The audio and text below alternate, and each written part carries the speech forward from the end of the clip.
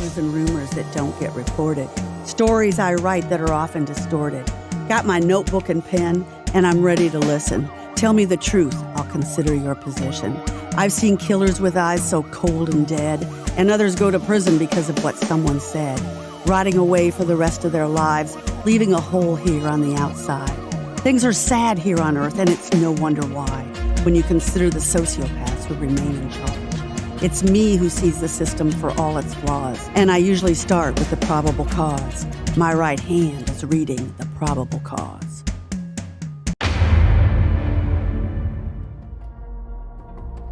Welcome to The Probable Cause. This is a podcast covering the criminal justice system in Allen County, Indiana, Northeastern Indiana, and the state of Indiana.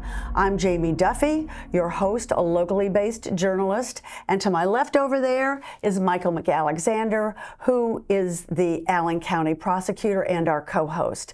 Also with us is my right hand. Hello, right hand. So glad to have her perspective. She came to all her knowledge, as I've said many times before now in this podcast, through the loss of her 22-year-old son to homicide. And sadly, the 9th anniversary of his death is coming up in a couple weeks. And we will be talking to some survivors. That's what I'm working on. Anyway, and as you can see, we have a guest today. Always fun when that happens. We will talk to Lieutenant Adam Griffith. I met him years ago when he was a public information officer with the Allen County Sheriff's Department, and he always got back to me. I do want to say thank you for that. We journalists love that. That was when I was with the Journal-Gazette. And he always responded, and every writer will tell you they love it. But first, as always, let's do the courts. Mike, set us up with the courts, please. Last week was a short week in a sense. With Tuesday we were closed, right. So we didn't start any trials till Wednesday. So we actually had 3 trials go. They were no murders, didn't get much publicity, but from our standpoint, sometimes it's hard to get those level 5s and 6s and 4s to trial because we've got in custody murder cases, child molesting cases that we prioritize to get in. So we did get a few of these cases done, and we got guilty verdicts on all 3 cases. I would just love to see what the level 6 ones were, because it's like, I just feel like those people, why don't they just take a plea? Each person is different. Each case is different. Some people are stubborn. Some people believe they didn't do it or believe we can't prove it. Sometimes they don't really understand the law very well and get hung up on things. But there's a variety of reasons. We have the burden to go forward. So. Well, I do know one protester who got a misdemeanor, and he took it to a trial. He was found guilty, but he was just doing it for the principle of the thing, if you know what I mean. So this week, big week. Yeah, we've got a murder case going and another case going. The one is a domestic. I think it should get over today. The murder case, I'm pretty sure will go into at least tomorrow, if not till Friday. So yes, it probably will go through Friday, because I am covering that one, not obviously today, but I'll be back in there tomorrow. So the domestic one, who are the prosecutors on that one? Do you remember? Tasha Lee, and I'm not sure who's with her on that, or if anyone is with her. I always feel like we don't give them enough attention. And Tessa Helge is prosecuting the murder trial. Yeah, the murder case. She's first chair on that. And with Evan Thorstad, who I met for the first time yesterday, and Ben McDonald is the lead homicide detective. This is the murder trial of Jalen Carpenter, who is now 22, but he was like 18 when he is accused of shooting to death John Peterson on March 26, 2021, around 11 p.m. It was at Vance and Reed. I can remember I was working at the Journal-Gazette then as a police reporter. When that came in, it was dark that night. There were no cameras. I thought, how how are they ever going to clear this? And yet they did. There was some new information that came in 2023. And as Tessa said in court yesterday, you really wonder about the courage of the people who come forward with that information, which helped them, you know, I guess form a search warrant and found some ammunition that matched the gun that was used because the gun was never recovered. They got the cell phones, and now I think they feel like they have a stronger case. We'll see. So, I mean, and like I said, it should be finished probably Friday morning, if not before. There was an amazing story of survival with that one.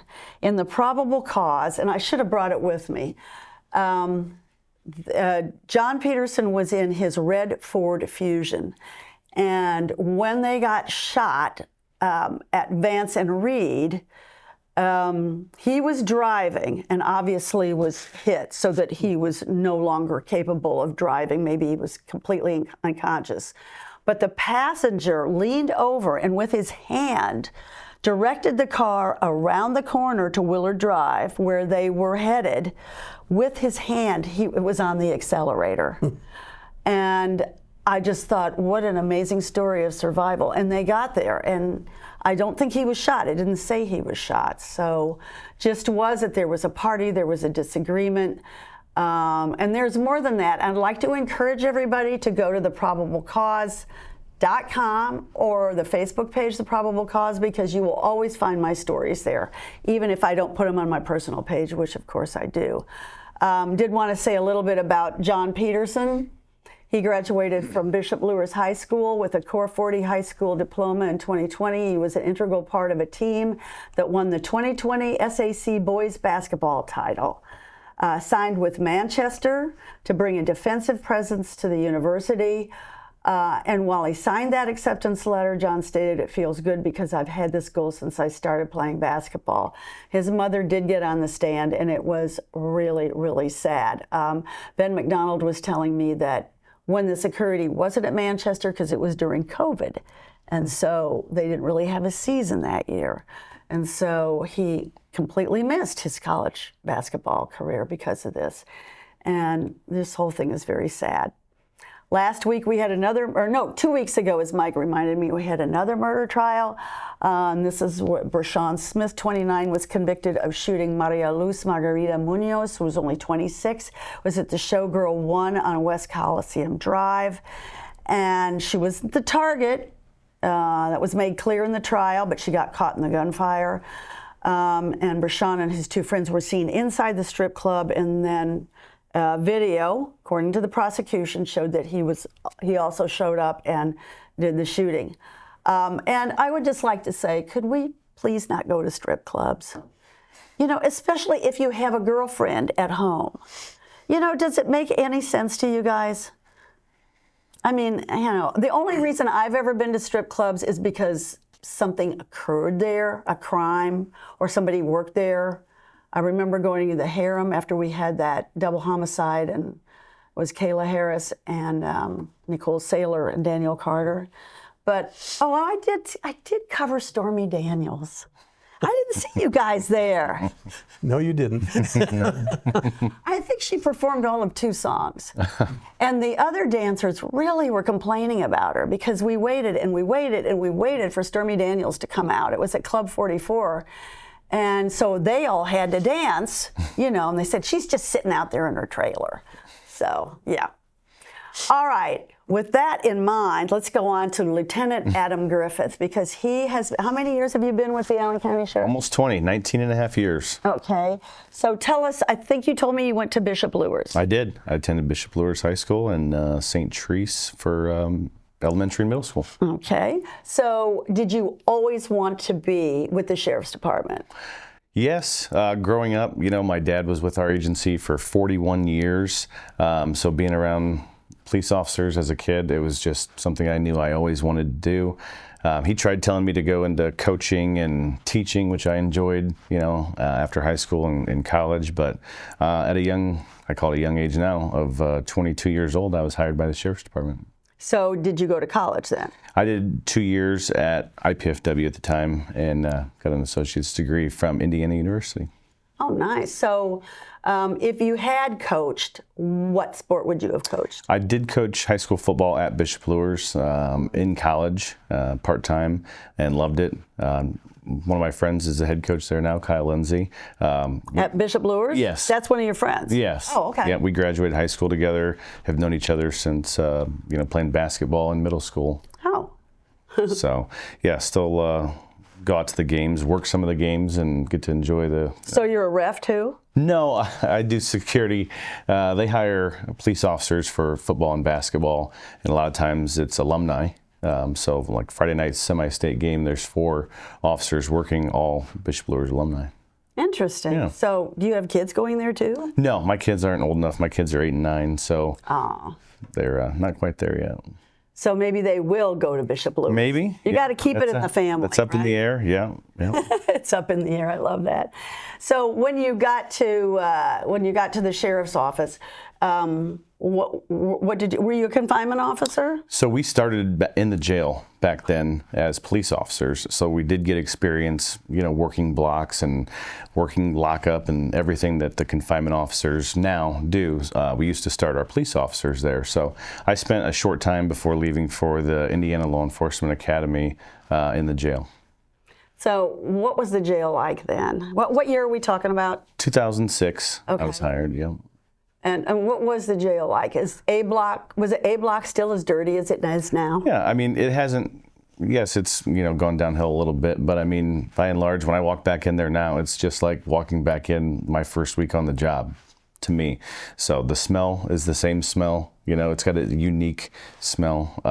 Yeah, let's describe that smell. This may sound weird, but I said it kind of reminds me of like a stale donut. I don't know. It's a sweet but old smell. Just if you've been in there, you know what I'm talking about. Well, I would like to go back in there, but yes, Sheriff Gladio did allow me to go in and get B-roll. Unfortunately, it sits at Wayne TV, so I don't have access to it unless I beg and plead, and I haven't done that yet. I didn't notice any smell. I just noticed the gray walls. And, so it's bad enough if you're in jail and you're being held there forever. But I wonder what kind of an effect it has on confinement officers who've been there for a long time. The gray walls, I don't know. I don't know. Yeah, I don't know what other jails, or if they're lighter, or some of them, are different colors in their top and bottom. But yeah, I don't know what ultimate effect that might have. I think the spookiest thing for me was there was one kid who was being held in an isolated cell, and I was told he was young, and he was autistic, and he was violent, and he just stood at that little window they can look out of, and his eyes never blinked. Mm-hmm.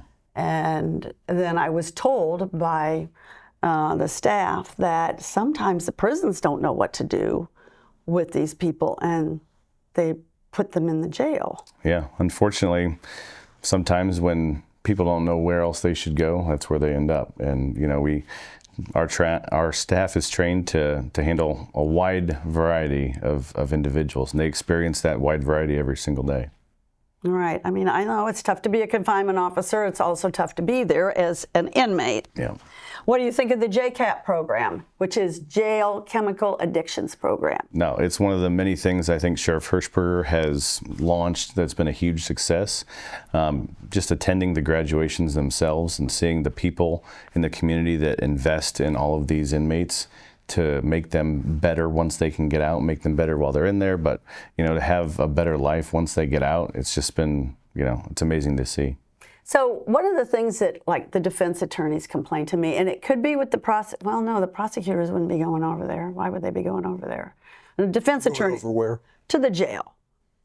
I don't know that we're doing it as much, but there are times when we need to interview people, and we go over for things. And since we're doing more of our search warrants electronically for quite a while, we would go into lockup to where B90 was the room that we do breath testing in, and B90, get search warrants, and hang out for a while waiting to get the search warrants, and just have watch the show. Yeah. Because it is a show. Yeah, I'm sure it is. I mean, lockup must be, I wish I could get my camera in there for lockup sometime. Hint, hint. But what the defense attorneys are telling me is that the phones don't even work over there. Really? Yeah. Not aware of that. When I hear something, whether it's from a member of the media or now in my internal affairs position, I have people call in that say, why is the water off, or why are the phones not working? I call right over to the jail and talk to the jail commander or assistant jail commander, who both say hello, by the way. Great guy. David Butler and Mark Sycophus. Yeah. And they really care about the They do. inmates. They're a phone call away from me and for our staff, and I get the answers within 15 minutes usually from them. If the air conditioning went out for a half an hour and everybody's calling local media and saying, oh, the inmates don't even have air conditioning. Sometimes maintenance things happen. And so I'm not aware of any phones being down. No, I was just like, one defense attorney was telling me that, it's about, we're all hoping that it's going to improve with the new jail. Oh, yeah. I mean, with tablets now, they have more access now, to answer your question, what it was like back when I started versus what it's like now is, they have so much access, whether it's messaging or video calling and communication with family, where they used to, not fight, but, race to the phones to see who could be on the phones that are connected to the wall because, we didn't have enough for everybody. So now, there's So you don't have those phones connected to the wall anymore? No, I'm saying the tablets allow more communication with the outside world, family, friends, and everything else than what we used to have when I started. So it is so important. The first time I ever went in there to interview somebody was in 2016. You went in and there was glass, and there was a little area where you could kind of stick your hand. And I saw the lady next to me. It was her husband across from her, and so that's how they touched, which I think is really important, because I don't know why he was in there, but he might not be a horrible criminal, and that human touch is important. Yeah. But we have to be careful about contraband coming into the jail. Well, that's true. I mean, I couldn't take my phone in there. I couldn't take anything. I don't remember if they scanned us, but it was very strict getting in there. Yeah, visitation used to be a lot different. The in-person visitation. Now we have video visitation. Obviously, it allows inmates access to family, daily instead of the rotation that it used to be on. Because this block, let's say A and B block would go on Mondays and Thursdays or whatever the rotation was. It's now they have, like I said, so much more access. So, but did they ever get to be physically in their presence? No. Yeah. There's just too much smuggling or attempts to smuggle stuff in. And, we've got a pending case where the allegations are that drugs got in and a person who had just had treatment took stuff and OD'd and died. Yeah, I think that one's been in the media, as I recall. Yeah, I was in federal court for that this morning. Oh, you were? Oh, okay. So that went into federal court? Yes. And why? It's kind of a long story. Oh, we don't mind long stories. So, all right. Well, then, if it's a long story, we'll get to that one, and I'll try and write it up for the probable cause because it sounds interesting. But so you were a confinement officer, and then you were an Allen County police detective, and then what happened? You fast forwarded pretty quick there. So I wasn't a confinement officer. I was a police officer hired and then worked in the jail. So just for clarification, worked in our civil division and got to know, many of the prosecutors over my time, which is a very important step in your career to have that full understanding of how cases start and how they finish. So you learn that early on now as our new hires, start in our civil division instead of the jail. Then I did a stint in patrol, 7+ years in patrol, and then 6 years as a detective. And then one of my favorite roles, I was a school resource officer supervisor. So I was over all the school resource officers and town officers, and got to be all over the county and deal with a ton of different things every single day. And I was our backup PIO, our public information officer, for about 10 years. Was that when Steve Stone was the PIO? Started with Jeremy Tinkle, and then when Steve Stone was the PIO full-time when they were in those positions. And then Steve Stone retired, and I took his full-time position as a public information officer, which, as you know, I love that spot. The relationships that I formed with all the media and community members over the years, with all the community engagement. I'm sure it can get irritating with media, though, too. Oh, it can. It can. Yeah, there's no doubt. There's no doubt about that. Yeah. I used to go out to all the crime scenes. You get some brand new person, and it was just kept going on and on, trying to rephrase it. And you guys are trained, I guess, as to how much information you can give out. This was wasting all of our time. Just trying to be, as transparent and straightforward as we can. And there's things that are time sensitive and sensitive to the scene that we can and can't share. But I think my relationship with everybody over the years, they've known that I was going to get them the information. There are a few people who had my phone number over the years that was outside of regular hours. So yeah. I bet you love those texts at 2:00 in the morning. Right. Hey, what happened over at such and such? And it might even be Fort Wayne and not your jurisdiction. Right. Yeah, there were times where that happened, and going to MESO meetings and getting those things ironed out so our relationships could stay strong. I went to national conferences where public information officers from all 50 states were, and most people complained about their relationships with their local media, and they were really just floored when we say, no, we really have a good relationship. We're honest with them, they're honest with us, and every once in a while you'll get a different person in this market, but by and large, I mean, we've had great relationships over the years. Oh. So I would echo that as well. I think for the most part, the media here has tried to be fair. And a lot of times when we don't give information out right away, it's because we've just seen so many times when we're not completely sure about it. Things get reported initially that turn out not to be accurate. And it's a lot harder to fix something and explain why we had to change our story if we don't give too much at the beginning. Plus, we have the ethical responsibility, especially once you start talking about people being arrested or suspects, to protect their rights. And I know that I have a responsibility as a prosecutor not to say inflammatory things about a defendant. And I also have an ethical duty to instruct law enforcement not to make statements like that could impact the jury pool down the road. So there's, I think locally, for the most part, we've all been very cautious about what we say. And I know that's frustrating to the media, but it is designed to follow our ethical guidelines, protect the rights of the defendants, and yet still keep the public informed. I say one thing I've noticed that the press release, especially from FWPD, have been more numerous because there is a shrinking pool of reporters. And it's like, well, let's just get the information out. Like we had that, I don't think that the Allen County Sheriff's Department was involved. We had that guy from Florida, the Florida man got caught with 30 kilos of cocaine. It's on November 5th.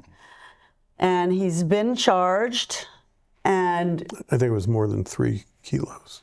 30 kilos. 30. Yeah, 30 kilos, which was worth up to $800,000. And I don't think, when you go through my case, you really have to, you have to get the probable cause for it.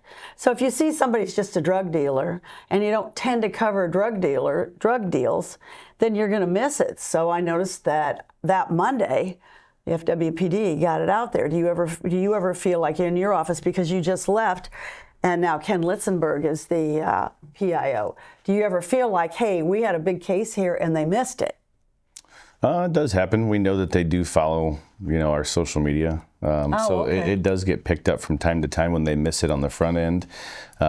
We had the sheriff go on and have a video when we had an FBI and investigation and several multi-agency investigation, and kind of get the information out there of what may have been missed, things like that we do publish that oftentimes gets picked up after the fact. Yeah, that was a spectacular arrest. Yeah. We had some people speculating on that on the probable cause page. It was fun to watch the comments. So now you're in internal affairs. Yes. Yep. It's Did you want to be in internal affairs? the opportunity presented itself as our chief deputy AJ Poppy left the position and was promoted in late December, early January. He's chief deputy now? Yes. Yeah. So who left? Gary Grant retired. Oh, that's right. So the position came open, and talked to the sheriff about it. I loved what I was doing, which was the hard part about making the transition. But ultimately, I want to gain the most experience that I can, and the inner workings of the department all run through my office. So, getting that experience has been eye-opening, but crucial for the future. Yeah, I would say you'd have to be a part psychologist to do internal affairs. Yeah, I mean, everything that comes through there, whether it's like we talked about lawsuits from the jail or officer complaints, you handle them delicately. And everybody has a different way of doing those kind of investigations. I've actually worked well with the Fort Wayne Police Department and their internal affairs. And then having Chief Poppy, down the hallway for me, it's been helpful as the transition has gone through. So I think when we were talking before we went on this, so you've got command. Is internal affairs now part of the command? So you're part of the command. I mean, as a rank, yes, but as the administration, yes. Okay. So how many people are in command? Well, we have command spread all throughout the department. So at the jail, as you know, the commander and assistant commander, they're police officers. So we have 144 police officers, and we have corporals, sergeants, lieutenants, and captains in different divisions. And then we have 2 deputy chiefs and 1 chief deputy and the sheriff. So it's kind of a wide variety of command, and they're in, like I said, every division. So wait a minute, let's go through that ranking again. First you're an officer, then you're a what? Corporal. Corporal. Then a sergeant. Okay. Lieutenant. Right. And we have a few captains. Okay. 2 deputy chiefs, 1 chief deputy. Do you have to take an exam to move up? You do, unless you're in an appointed position. So typically our police officers that want to promote to corporal, because you can only go one step at a time. Yes, part of it is a written test, oral interview, your evaluation, and all those things are scored. And they sit in front of our merit board, which is 5 civilian members. And that's the last step. It's out of 100, that's 35 points for the oral interview. Oh my. I've never been to the merit board. Yeah, it's once a month, and it's posted outside of our office, the time and agenda. Well, I suppose maybe I should make an attempt to go to one of them. Yeah. So, well, anyway, all right. So you're in internal affairs, but tell me, what was that like when you were a detective? Because we did have that story in common. Yeah, we did. It was unique because you worked everything from, with our agency, there's no specialized divisions. Fort Wayne has 500 plus officers. They have the robbery, homicide, their property crimes, crimes against persons, and so forth. So with the sheriff's department, we do everything. So how many detectives are there? Right now, I think we have 9 working detectives and 2 command, sergeant and a lieutenant over there. So if you have 9 working detectives, how many did you have 5 years ago? It was the same. Statistics have kind of averaged out to where we haven't increased our number of working detectives for any reason at this point. But the county population has grown. County population has grown. So every year at the end of the year, they turn in their own report to the sheriff, and it's evaluated on where and if we need more manpower in certain locations. Obviously in patrol with more population. There was some restructuring here recently in our civil division where the sheriff and his staff moved a spot that is going back out to patrol. It was taken away from a... So when you say the civil division, what's that? Is that warrants? Everybody you see in court, the civil division office is right next to the warrants division, so they can kind of get confused if you're in the courthouse a lot like you are.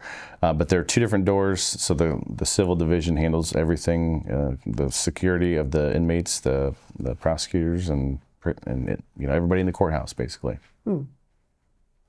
All the bailiffs? Yep, all the bailiffs. They all, that office is also in charge of, serving papers, serving protective orders.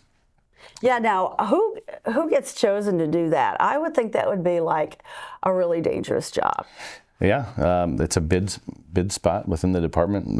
Those are by seniority, and the command is the same promotion level as what I explained with, the written test and oral interview and things like that. So, I mean, when you go out to serve warrants, do they go out in twos? Typically, they go out in teams, yes, in two-man cars. But there's so many of them that they tag team higher risk warrants where you might have 4 teams, 8 officers monitoring a certain location, doing surveillance and working them together. The lower end, crimes are Well, you had that officer involved shooting out in Huntertown. Was that serving a warrant? The 51-year-old guy? No, that was not. No, that was not serving a warrant. That was our patrol officers that responded to that. Okay, and then they called for backup. I just wondered about that. But anyway, as a detective, how I think people are like really interested in true crime, and how you approach it. I just want to say that the one where I really figured out that Adam was a good detective, it was one of the most disgusting probable causes I ever read in my life. And that guy's out of prison now, which I don't think that people who do that to children and teenagers should only have to serve 7 years. Yeah. He got a 14-year sentence. He got out after 7 years. And what he did, and so then I got the backstory on it because I met the mother of this 15-year-old boy. And they decided they would go to church. They decided that they wanted, more socialization of their children. And there was a supposed youth leader, it was a big church, who basically, I hate to use the word, but he was recruiting them, taking them out to this guy's trailer, an older man in his 40s, who plied them with marijuana and booze and porn movies. And your PC, I just sat there and I thought, well, I do have more questions. I did not cover that, but that was one of those ones where you should never read it at night, which my beat was at night because it stays with you the entire time. You wake up thinking about it. And I just want to know, how did you approach that one? Yeah, that one was very difficult. And I know we connected on that years ago. Yes. With the interest, surrounding that case. But, every single one of those cases, I guess kind of like the internal affairs things, you have to handle them delicately. But, our officers deal with that kind of behavior not every single day, but different types of horrible behavior every single day. So, that's something that, we have resources for officers that have to deal with, some of the most heinous crimes. That was not easy. Did you go to that trailer? I remember being on call and getting that call and having to kind of dive in. I think it was a Saturday morning that I was first made aware of it. And what year was that? Oh, man, it had to be 2016, 2017. Yeah. It was early on when I was working at the paper. That sounds about right. I was thinking early 16 as well. So, that was difficult. I ended up going out there at one point. If I remember right, he ran from us when we got there. But I had enough information at that time where I knew it had to be done as far as, the arrest went. But, those interviews, difficult. Very difficult, but remaining professional and being there for the victims, that's what our guys have to show up and do every single day, whether you're in patrol or a detective where you really dive into it. It's not easy, but you have to do it for the reason you got in this job. And I sit on our interviewing panel now, our board of command, to hire new officers, and people come in there and you ask them why they want to do this, and everybody says, I want to help people. So there are still people out there that want to join this profession because they want to help people. So as you go along in your career, even in the prosecutor's office, we have this obligation to get the right outcome done for the victims. So on that one though, I suppose I should. I don't know if I should. I'm not going to say his name. I do remember his name again, and every time I think of him, I get so angry. I mean, I just want to throw up. But Did he deny it? Was he hard to take down? He wasn't that big of a person. Right. No, I don't remember specifically what that interview went like. There was there's been so many over the years. You should have let me read my report before I come back today. But, I don't remember the specifics. We'll do a follow-up. Yeah. But, yeah, he did take off from us. Obviously, he knew something wasn't right, and he was being looked at for what happened. So. Yeah, disgusting. So let's talk a little bit about, you've been under Troy Hirschberger for, let's see, when was he elected? Almost 3 years. Yeah, year 3. 3 years now. And one of the things that I noticed, and we had him on the Probable Cause, is that you have a lot more confinement officers and staff. So tell us how you were able to do that, because I know in 2016, people were always complaining. I know that Sheriff Gladio was always trying to get more money out of the county council. They didn't always give him the money. Oh, we don't think that you can hire them. And yet, as I understand, you have a lot more of them now. What went into that? We do. So you're right. That timeline under Sheriff Gladio. So it was about 10 years ago when I was looking at statistics before coming over here today. Okay. And we averaged about 120 confinement officers. That was what our allotted amount was. And the population at the jail really wasn't any different then. Not really. Now. No, it was higher when I started than what it is now. Yeah. But about 10 years ago, we were down 20, 25 people in the jail. And how many? We were down 20 to 25 officers. So that was in 2016? Yeah, 2015, 2016. That's when. Was the morale bad? Everybody got used to operating that way. So it just kind of was like the norm at that point. That's around the time Chief Deputy Poppy now got this recruiting and this hiring process done differently. So it began to be laid out differently. So yes, when we had 120 allotted spots, then it has grown in waves over the years, over these last 10 years under Gladio and Hirschberger, as we're at 172 allotted spots now. So we're down about 8 officers as it stands today. But we've done so many things as far as recruitment and retention have gone to get our numbers up and to have everybody fully supported. Well, so let's talk about what you do for recruitment. Yeah. So there might be some kids out there who are 16, 17 who are thinking, look, I looked at it, and when they come in at like $55,000, I want to say. Around there. And nice health insurance. I guarantee you there is no beginning journalist in this town that even looks close to $55,000, okay? So tell me, what's your recruitment? How are you getting, I'm assuming it is men and women. It is men and women, yeah. A lot more women than what you would really think, Not that it's a man's job by any means, but we need both men and women, and we see high applications for both sides. So it's been great, but our personnel division has grown exponentially. They are always doing recruiting, hiring.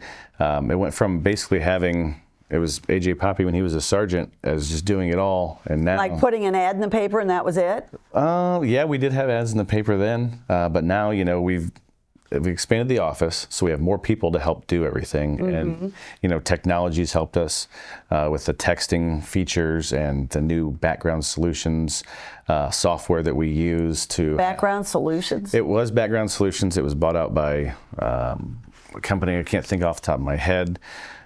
Do they instantly do a background check on? No, so we still have a background officer, okay, which is one of our personnel staff, but it's the software that the applicants make. It's so much easier for them to put in information. We send out, I can't give you all the secrets, but we send out letters to agencies where they've lived throughout their lives, if they're much older than 18 and have a history somewhere else. So we reach out to anywhere and everywhere. We verify every document, and we've caught a lot of different things by using that system. As you've seen lately, the more confinement officers, if we can get these filled. Obviously we'd love to go and ask for more again, but we want to fill up these 172. So you still have, your regular turnover, but now we have, FTO, our field training officer coordinator, and got brought in as part of the personnel staff essentially, and it's helped with recruitment and retention of the brand new people. They know we're investing in them. 5 years ago or so, we only started hiring police officers from within the jail. So they get hired as a confinement officer, and then they look at the promotion as a police officer down the road. So we want to see their body of work, see how they're doing in the jail, see how they treat, inmates, see how they treat their fellow employees, and kind of see the growth before we hire them on as police officers. Right, because I do get complaints from the outside that some of these officers don't respond when they say somebody's sick or somebody's doing that. How could that be improved? They have to filter through, there's 750 people there today.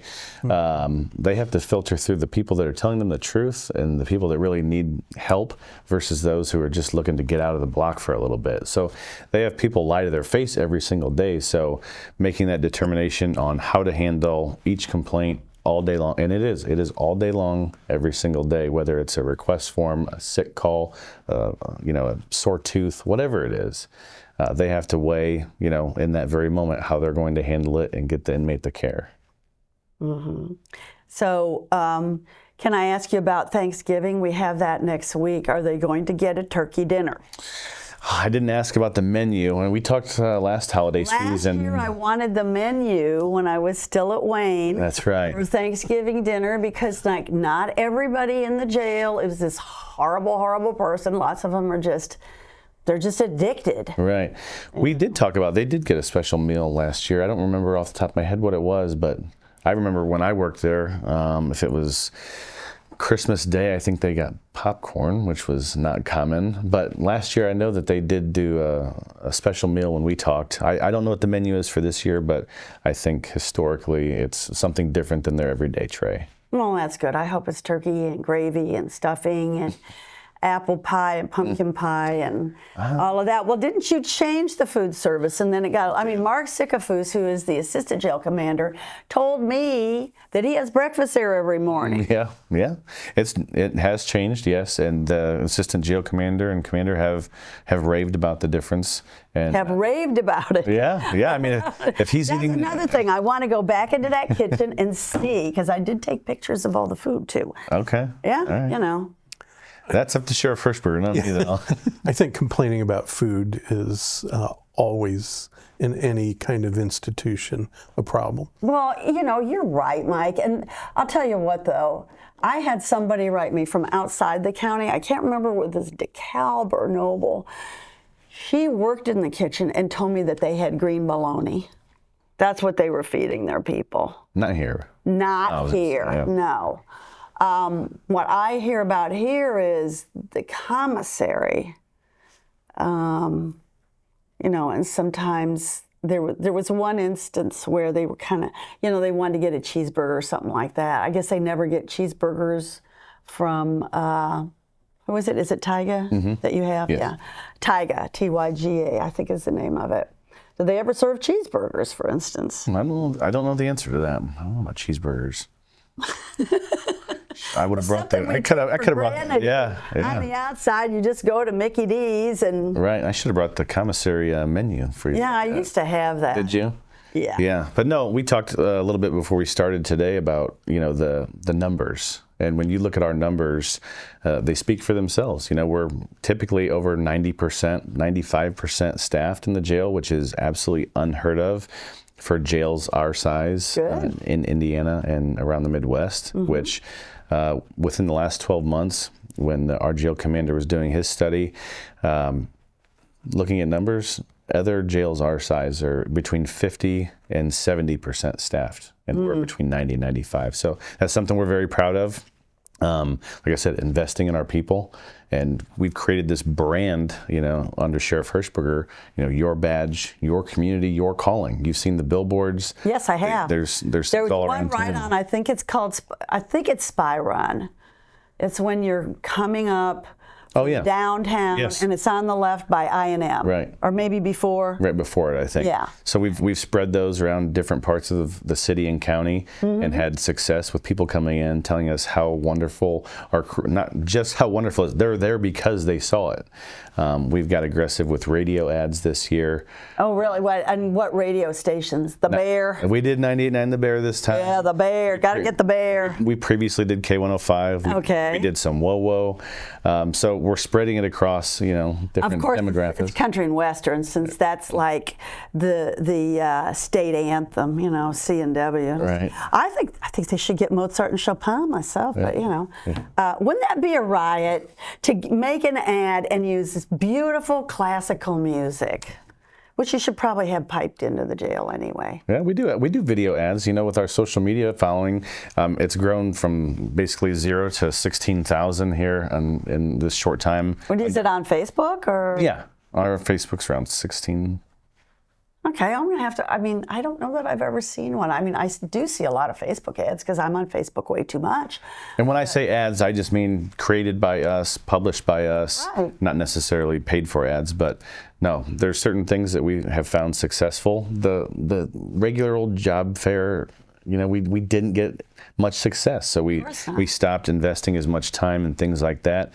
And like I said, we started to get more modern. And Sheriff Hirschberger he's grown that. And like I said, the brand is there, and people see it and want to be a part of it. We have over 260 applications for our current police process. First time we've gone outside the jail in 5 years, which we've kind of exhausted because we were running it so often, because we had a high number of retirements, people that just happened to be eligible that decided to leave. A couple people. So you can retire like after 20 years and get a pension, or? Yeah, it kind of varies, and that's also a long story. But yeah, typically people do anywhere from 20 to 32, or shorter or longer. But that's a long time in a very tough profession. It is. I'm sorry. Yeah. Policing has changed so much since I started in 2006. So.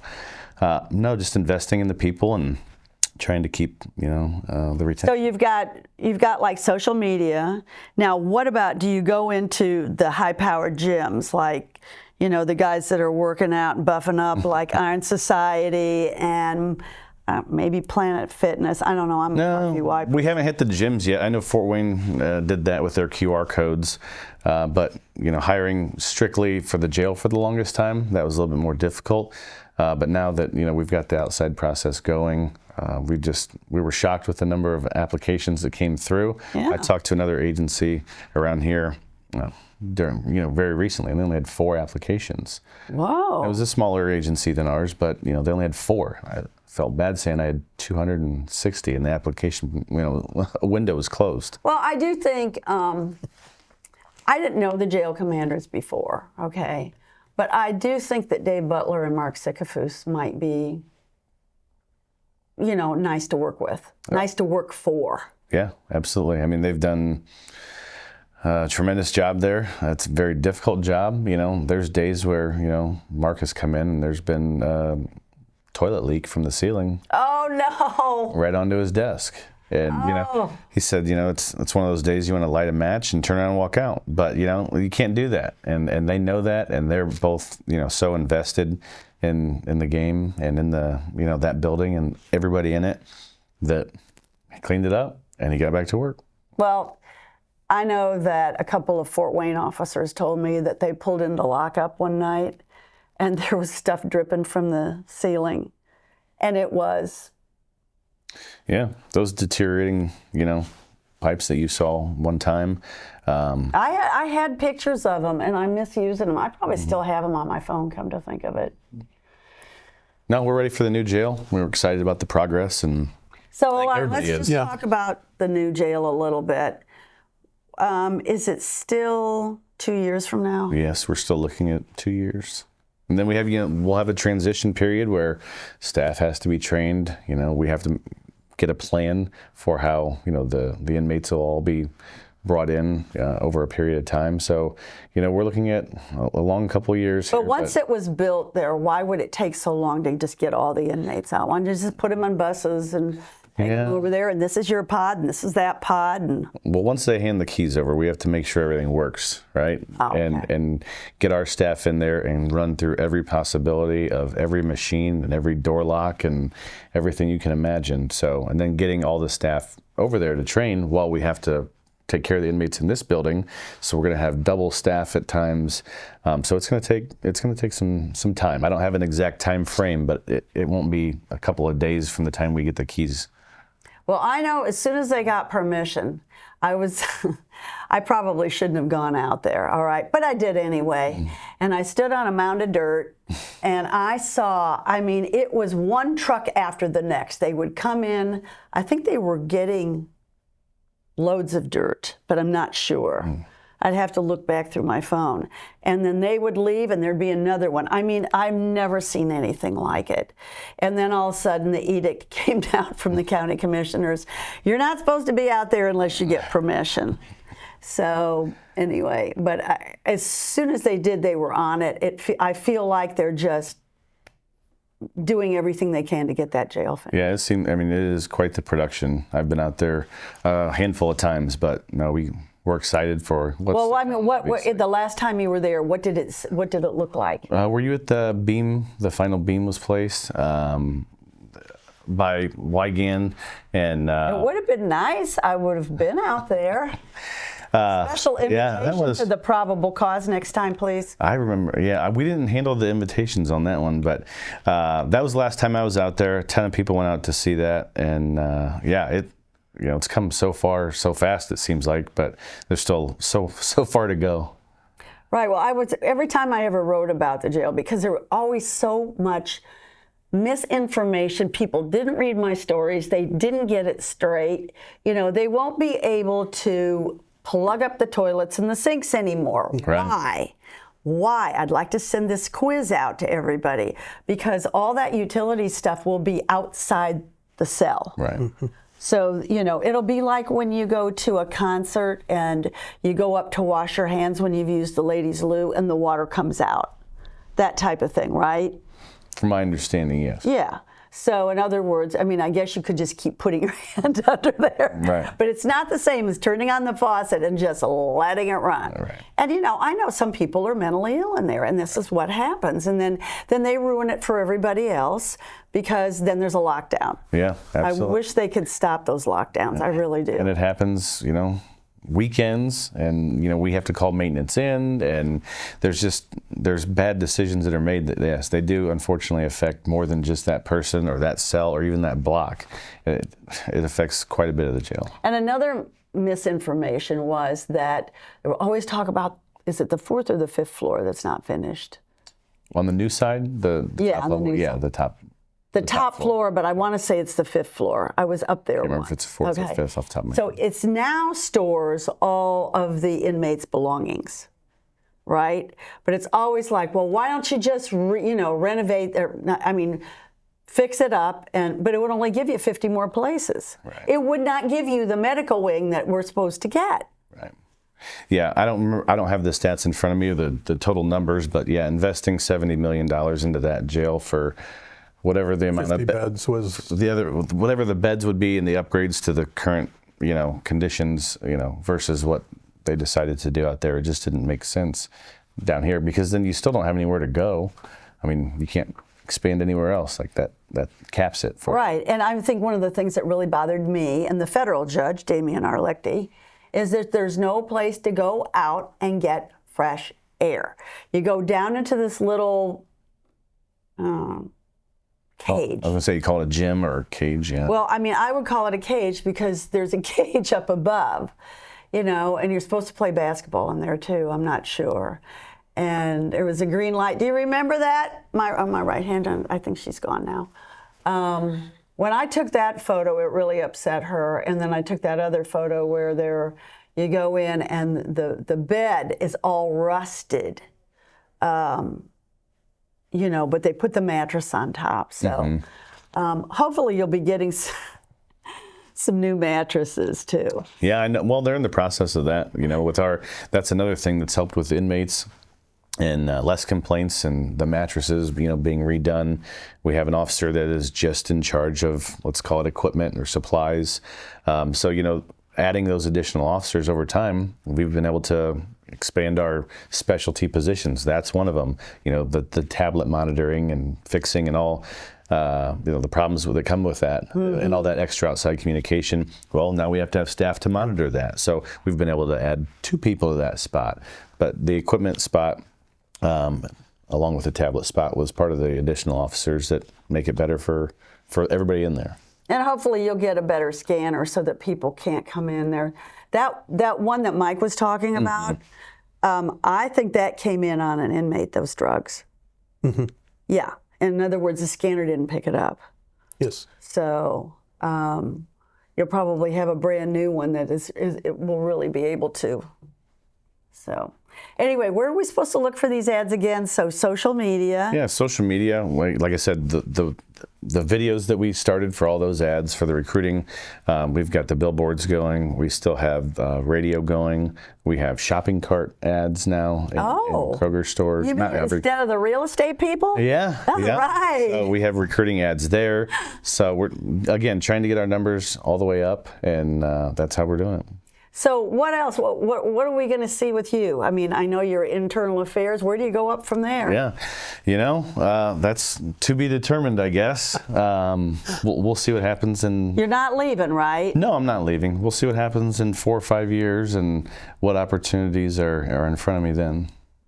You're still committed to the Allen County Sheriff's Department. Of course, yeah. I'd love to lead the agency one day. I've learned a lot. I think you'd be a great one. I hope so. I've never seen you get mad. No. I'm the youngest of 4 kids in my family. So by the time I came along, they were all loud and obnoxious and taking over the room. I sit back and watch, and I observe. And you both know my personality. It's pretty even keeled. So, oh yeah. Yeah. Did any of them follow into law enforcement? My brother's with the Fort Wayne Police Department. So, really? Yeah, my grandfather started with the Fort Wayne Police Department. Then my dad worked for the Allen County Sheriff's Department. My brother's on Fort Wayne PD, and then I came to the Sheriff's Department. So we kind of did the every other. And I have 2. Is he a patrol officer? He went over to their detective bureau within the last year and a half maybe. But he was in patrol for 22 years, and then a detective for about the last 2. What shift does he do? He works domestic violence cases, so he's on day shift. But I also have 2 first cousins on the Sheriff's Department, too. Really? So, yeah. Is their last name Griffith? No. All 3 of our moms are sisters, so we all 3 have different last names. But wow, Thanksgiving must be interesting. Well, yeah. You have a cousin on our staff. I have a cousin down the hall here, too. Oh, really? Yeah. A prosecutor? Tessa's Emily Hartman. Would she be considered she's an investigator. Investigator, sorry, yeah. Oh, so she's your cousin. Yeah, first Well, I cousin, didn't know any of this. Yeah, so wow. Kind of runs in the family, I'd say. So I would guess with family reunions, it must be kind of interesting. Yeah. If we talk shop left and right. Well, the people that don't, have law enforcement careers kind of get annoyed by that, So we at different Christmases, my one brother-in-law would say, you can't just sit with, Russ and Kevin, and I'm like, I know. So you need to go talk to everybody else too. I'm like, I do, but yeah, you do kind of gravitate. Well, so what else can you talk about? We are in Indiana, and we're surrounded by, fields and everything else. Are you a hunter or a fisherman or are you a rap artist? No, nothing really special. No, I mean, I don't hunt. I do. My son's taken up fishing. My parents live up on a lake now, so we do fish during the summer. But yeah, kids. Well, what kind of hobbies do you have? I mean, I know you're probably a workaholic like the rest of us. Yeah, sometimes, my grandpa used to tell my dad to stop and smell the roses every once in a while, and I do need to do better. This was the guy who was a Fort Wayne officer? Yes, okay. Yeah. I need to do better at that. But, when I'm not at work, I'm with my kids, between football, basketball, dance. Oh, you have a dancer in the family? Yeah, my niece owns a Fine Line Dance Center. No kidding. And so my daughter goes there. So we're just, always running, really. And they love sports, and we're kind of sports nuts. We're watching every football basketball Pacers game, Oh, you're a big Pacers fan. Yeah, so I don't watch movies. That's what my biggest thing that people get frustrated with me for, where they do movie references and I don't know any of them because I don't watch movies. Like, well, what do you do? I just flip on ESPN when I get home. Okay. And I watch sports. I don't care Sounds like my brother. Yeah, I don't care what sport it is, but I'm a sports junkie, I guess. So when it comes to college football, who do you root for? Yeah, Notre Dame, being here in Indiana. Makes sense. I used to be a Bears fan, but then I had a buddy that played for the Cowboys and kind of became a Cowboys fan, but I love Tom Brady, so I followed, I don't know if you should be saying that out loud. I know. Talk about a controversial. I know, but he's a winner, and it just on the sports field, he was a winner, so I always admired that. But yeah, we're just kind of sports nuts.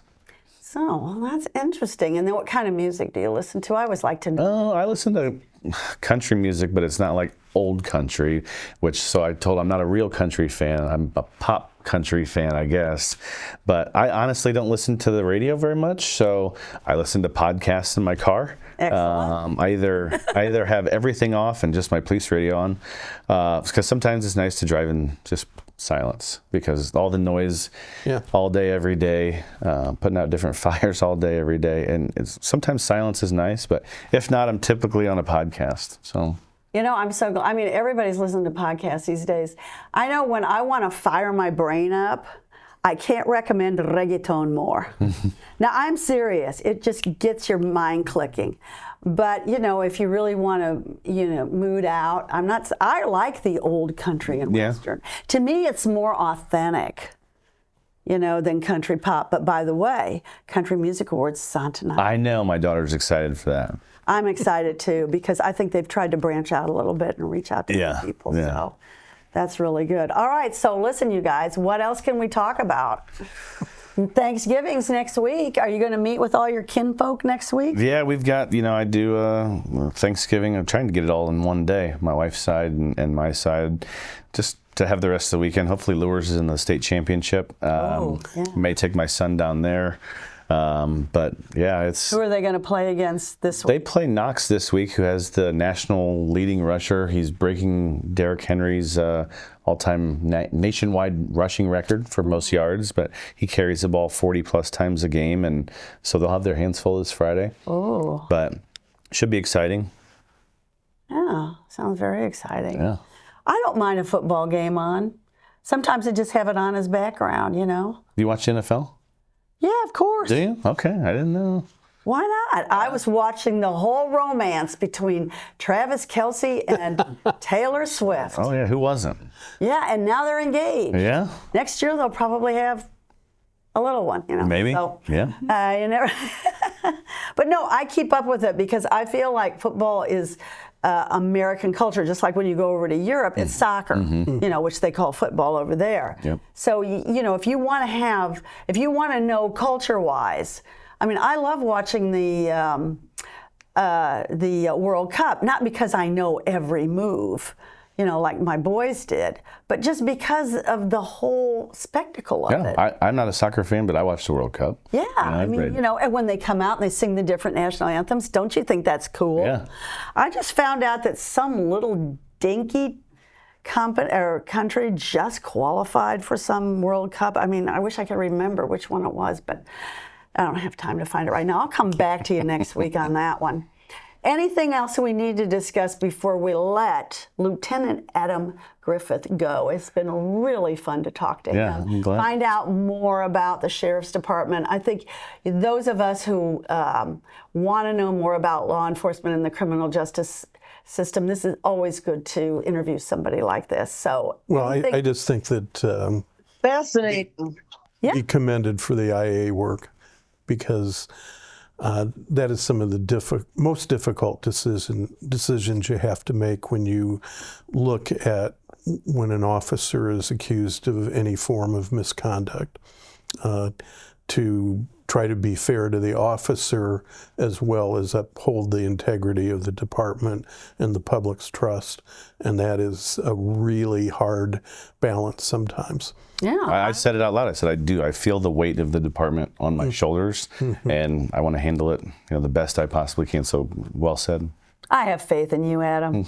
I've known you for a number of years, especially when you were a detective. Yeah. So. Anyway, all right, so this has been The Probable Cause. I hope you do go on www.theprobablecause.com and subscribe because it is free. You know that you can see our articles and our podcasts also on our Facebook page, which is called The Probable Cause. And you can listen to the podcast on Apple or Spotify. So for now, from here, from The Probable Cause, we say goodbye. This episode is filmed and edited by Frosty Pictures. The Probable Cause is produced by Maumee Media.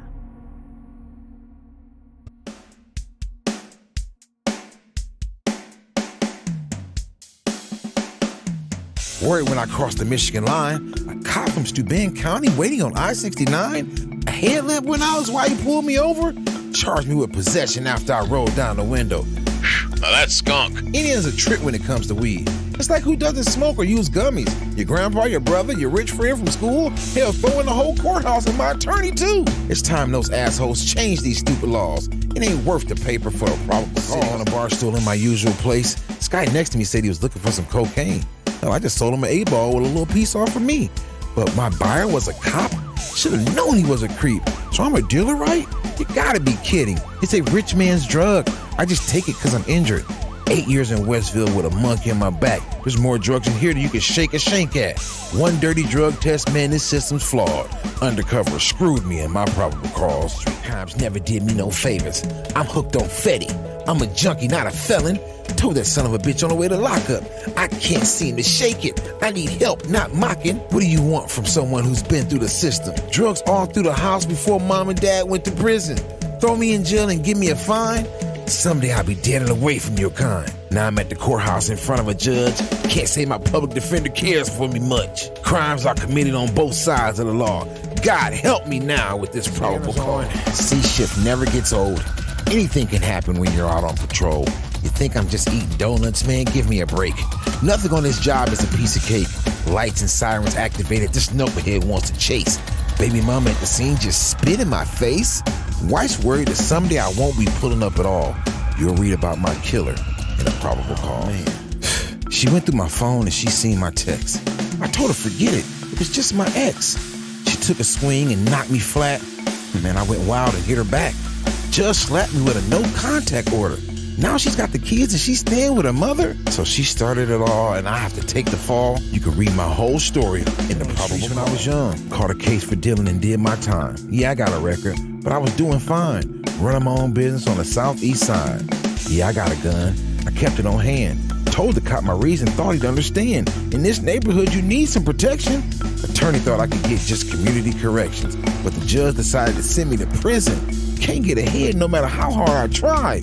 Read the probable cause, it'll make you Whispers cry. and rumors that don't get reported. Stories I write that are often distorted. Got my notebook and pen, and I'm ready to listen. Tell me the truth, I'll consider your position. I've seen killers with eyes so cold and dead, and others go to prison because of what someone said, rotting away for the rest of their lives, leaving a hole here on the outside. Things are sad here on earth, and it's no wonder why, when you consider the sociopaths who remain in charge. It's me who sees the system for all its flaws, and I usually start with the probable cause. My right hand is reading the probable cause.